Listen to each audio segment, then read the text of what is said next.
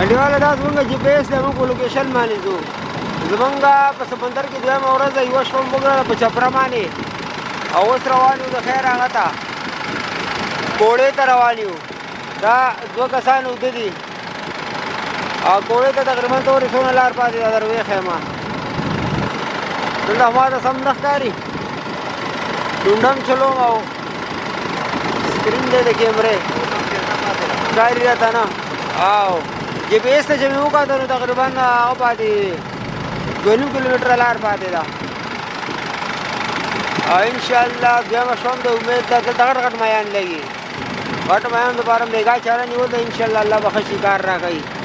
او انډیواله زمونږ دا سخت سخت لانجې دي نو دواګانو کې یاد ساتئ ماما ځکه دواګانو اپیل کې